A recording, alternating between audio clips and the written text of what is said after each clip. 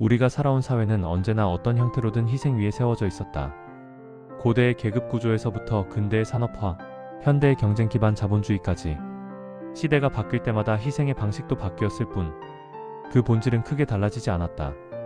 누군가는 더 많은 것을 얻기 위해 누군가는 더 적은 것으로 버텨야 했고, 어떤 사람은 선택권이 넘쳐났지만 또 어떤 사람은 선택권조차 갖지 못한 채 구조 속에 끼어버렸다. 이 모든 과정은 세상은 원래 이런 것이라는 말로 정당화됐고, 희생은 늘 당연한 비용처럼 취급되었다. 하지만 우리는 이제 그 오래된 문장을 다시 질문해야 한다. 정말 세상은 희생 없이는 굴러갈 수 없을까? 희생을 줄이는 것이 아니라 희생을 허용하지 않는 사회는 불가능한 것일까? 이 질문은 단순한 이상주의가 아니다. 이 질문은 우리가 이미 14편 동안 확인한 것처럼 희생의 구조가 결코 자연스러운 것이 아니라 사람들의 선택과 사회의 기준이 만들어온 결과라는 점에서 출발한다.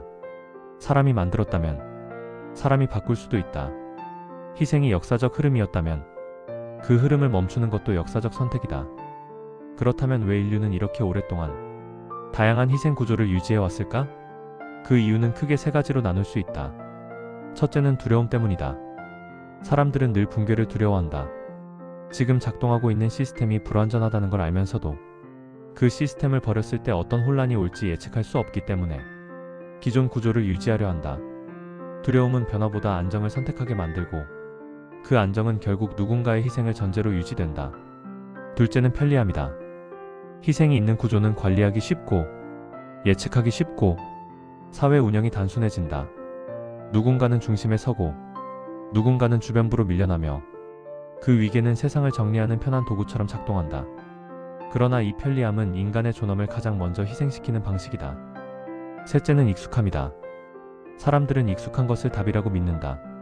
지금 당연하게 느껴지는 기준들은 사실 누군가의 희생 위에서 탄생한 규칙임에도 우리는 그것을 옳다고 착각한다.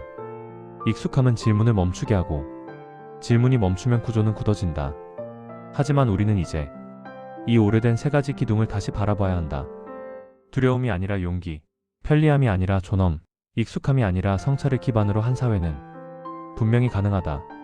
이미 작은 변화들이 여기저기서 감지되고 있고, 집단적 감수성은 과거보다 훨씬 더 넓어졌으며 고통을 문제로 인식하는 사람들도 훨씬 많아졌다. 5편에서 우리가 다룰 내용은 바로 이 지점에서 출발한다. 희생의 역사를 끝내기 위해 우리가 어떤 사회를 선택해야 하는가, 그리고 어떤 조건들이 그 사회를 지탱하는가, 그 조건들을 깊이 들여다보면 희생 없는 사회는 이상이 아니라 우리가 지금부터 만들어갈 현실적 미래라는 것을 알 수 있다. 우리는 더 이상 누군가는 희생해야 한다는 낡은 명제를 우리의 기준으로 삼아서는 안 된다. 그 명제는 과거의 세계를 유지하기 위한 핑계였고, 그 핑계는 너무 많은 사람들을 침묵 속에 가두었다. 이제 새로운 기준이 필요하다. 그 기준은 단순하지만 강력한 문장으로 시작된다. 사람이 사람답게 살아갈 수 있는 사회. 이 문장은 철학적인 말이 아니라 우리의 삶을 지탱하는 가장 기본적인 원칙이다. 그리고 5편에서는 이 문장을 현실로 만들기 위한 구체적인 조건을 하나하나 차분히 살펴볼 것이다. 희생 없는 사회를 꿈꾼다는 말은 거창하게 들릴지도 모른다. 하지만 그 시작은 단지 하나의 질문에서 비롯된다. 우리는 사람을 어떤 존재로 바라볼 것인가?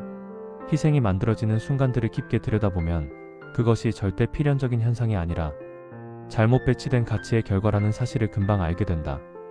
사람을 효율의 도구로 보고 성과와 능력으로만 판단하는 기준은 자연스럽게 누군가를 밀어내고 누군가를 희생시키도록 설계되어 있다. 그렇기 때문에 희생 없는 사회의 첫 단계는 언제나 가치의 재배열에서 시작된다. 무엇보다 중요한 것은 인간의 존엄을 다시 사회의 중심에 세우는 일이다. 존엄이라는 말은 너무 자주 사용되다 보니 그 무게가 흐려진 감이 있지만 원래의 의미는 사회 운영 전체를 지탱하는 기본 규칙이다.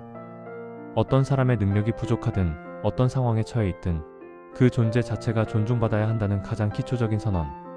존엄이 사회의 중심에 놓이면 사람을 판단하는 방식이 바뀌고 실패한 사람을 대하는 태도가 바뀌며 개인을 결과로만 축소하던 시선 역시 자연스럽게 흔들린다. 그러나 존엄을 중심에 둔 사회는 속도를 포기해야 하는 사회이기도 하다. 효율을 우선하는 사회는 존엄을 번거로운 가치로 취급한다. 하지만 희생 없는 사회는 반드시 인간성을 우선순위로 놓아야 하고 그 결정은 때때로 속도를 늦추는 선택을 요구한다. 또한 우리는 공정이라는 단어를 다시 정의해야 한다. 지금까지 사회가 말해온 공정은 규칙이 같다는 의미였지만 그 규칙이 적용되는 출발선은 결코 같지 않았다. 가난한 가정에서 태어난 아이와 풍족한 환경에서 자란 아이는 같은 규칙을 부여받고도 전혀 다른 경기를 시작하게 된다. 이런 상황에서 동일한 결과만을 기준으로 판단하는 사회는 결국 약자를 희생시키는 구조를 재생산할 수밖에 없다. 희생 없는 사회는 경쟁의 공정보다 먼저 출발선의 공정을 고민해야 한다. 서로 다른 배경을 가진 사람들이 최소한 비슷한 기회라도 가질 수 있도록 구조를 바꾸는 일, 이것이야말로 희생을 줄이는 가장 효과적인 움직임이다. 하지만 이마저도 실패와 약함을 부끄러움으로 여기는 문화가 사라지지 않는다면 완성될 수 없다. 우리는 실패를 너무 쉽게 개인의 무능으로 규정한다. 한 번의 실패가 그 사람 전체를 설명하는 듯 이야기하고 실수 하나로 한 사람의 가치를 감히 판단하려 한다. 이런 문화에서는 누구도 새로운 것을 시도하려 하지 않는다. 실패할 용기가 사라지고 용기가 사라진 사회에서는 진정한 성장도 존재하지 않는다. 희생 없는 사회는 실패를 끝으로 보지 않는다.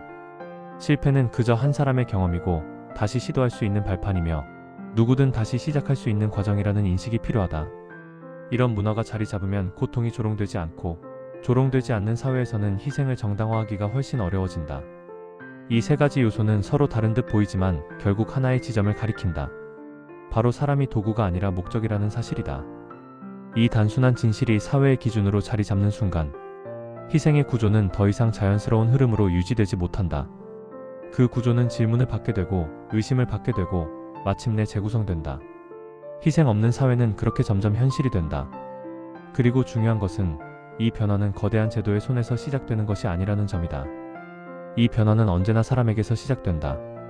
한 사람의 시선이 달라지고 한 사람의 언어가 달라지고 한 사람의 감수성이 넓어질 때 그 작은 변화는 주변으로 퍼져나간다. 이 작은 움직임들이 모여 하나의 새로운 흐름을 만들면 사회는 결국 그 흐름을 따라갈 수밖에 없다. 5편의 다음 블록에서는 이 가치들이 실제 사회 시스템 속에서 어떻게 작동해야 하는지를 구체적으로 살펴보게 될 것이다.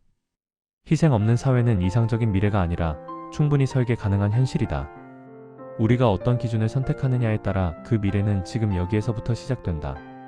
희생 없는 사회를 향해 나아가기 위해서는 가치를 재배열하는 것만으로는 충분하지 않다.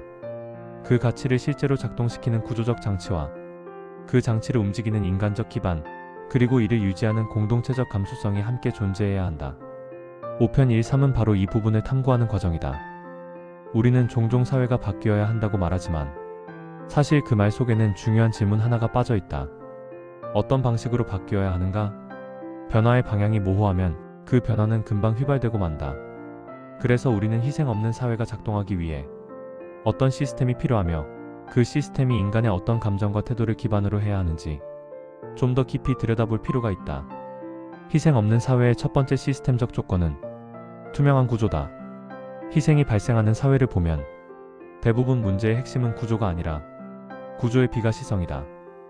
보이지 않는 규칙, 말해지지 않는 관행, 기록되지 않는 절차, 누군가만 알고 있는 정보.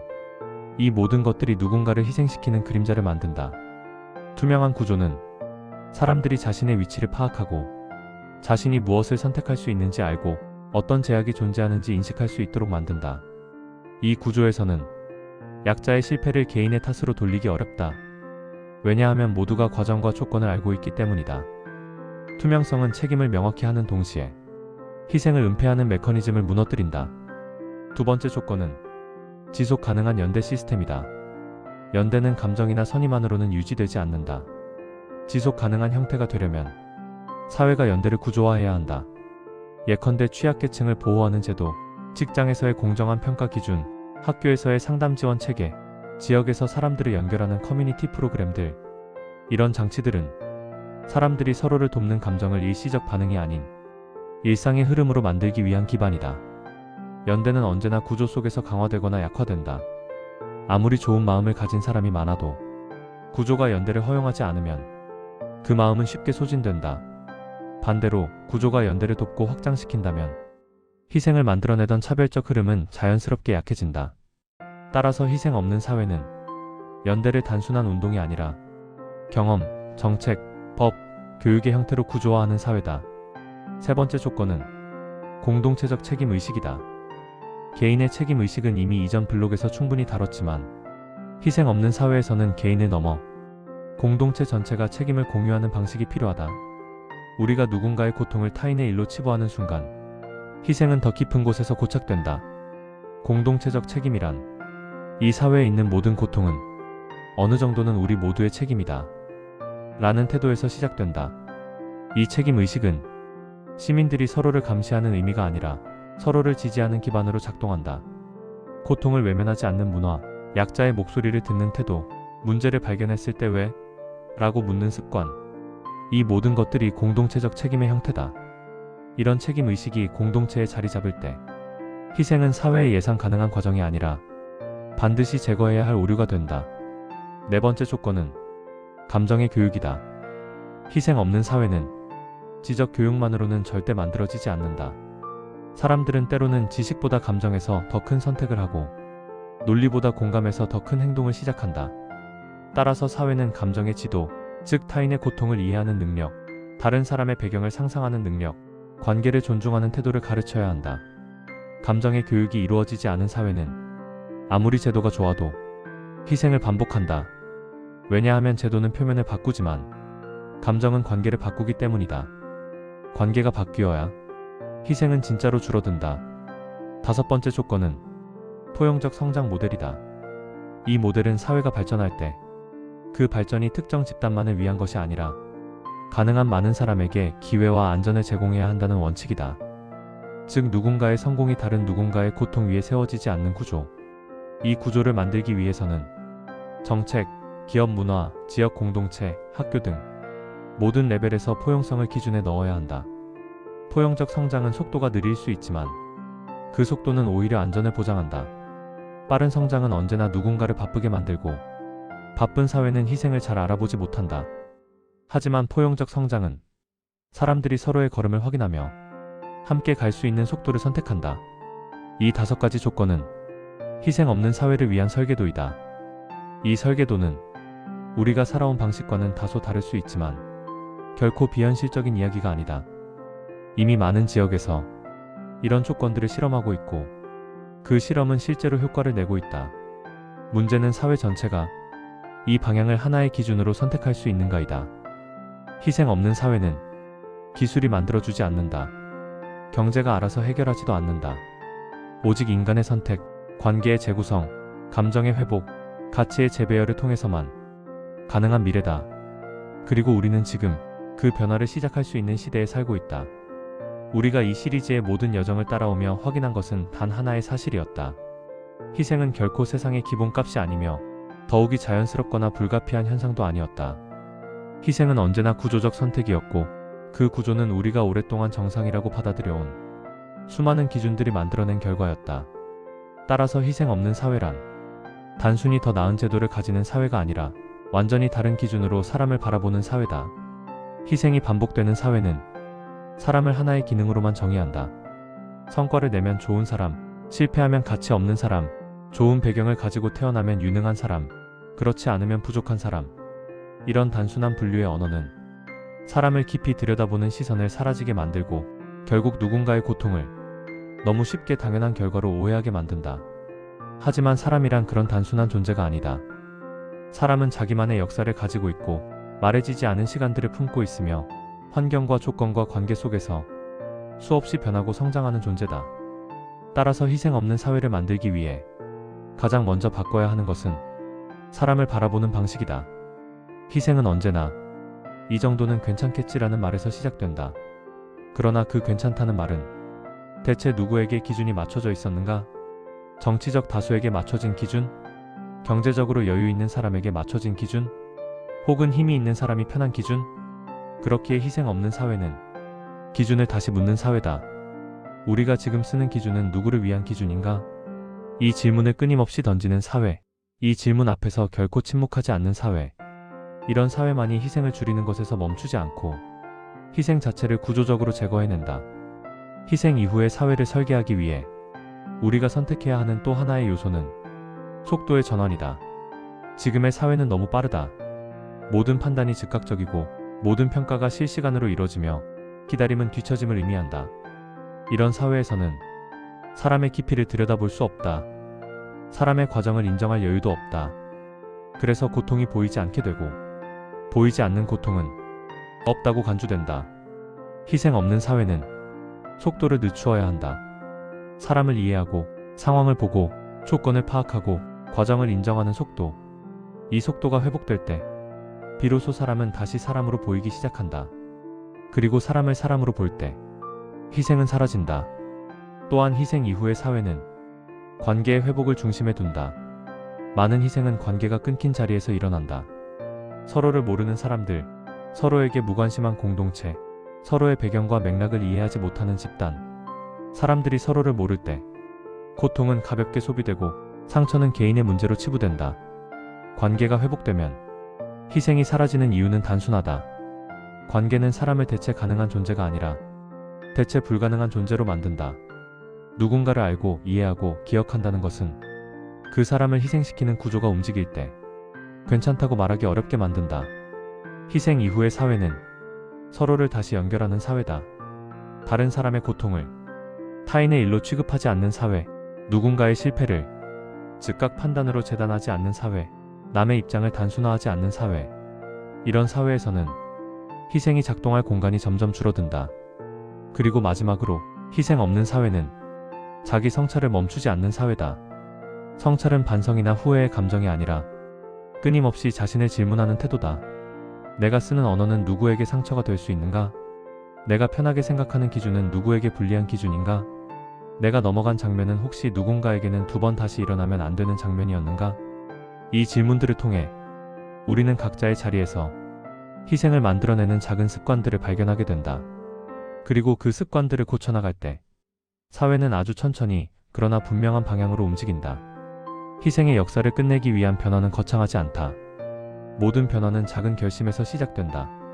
내 앞의 고통을 무시하지 않겠다는 결심, 누군가의 실패를 단정하지 않겠다는 결심, 눈에 보이지 않던 조건을 이제는 보겠다는 결심.